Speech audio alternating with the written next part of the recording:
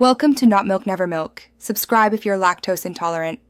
You start by confirming prerequisites. You need an administrator account, Windows updates current, and your Office product key or Microsoft account details handy. Once done, create a system restore point so you can roll back changes if necessary and back up any unsaved Office documents. Next, close all Office apps and disconnect from unnecessary peripherals.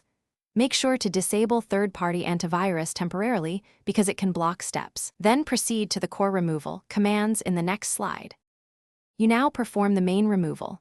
Open Command Prompt as administrator and stop related services to prevent file locks.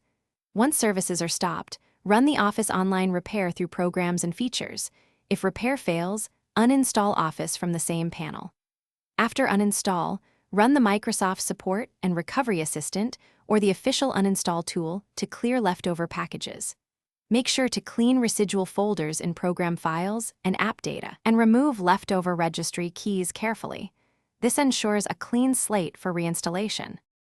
You finish by reinstalling Office from your Microsoft account or with your product key, then activate online. If online activation fails, follow the phone activation prompts. Once activated, restart Windows and verify no more not genuine notifications appear. If the message persists, run the built-in activation diagnostics, confirm system date and time are accurate, and check for a conflicting license file or third-party KMS tools. If that doesn't resolve it, restore the system restore point and Thanks for watching. If this was helpful, leave a like and consider subscribing. See you next time.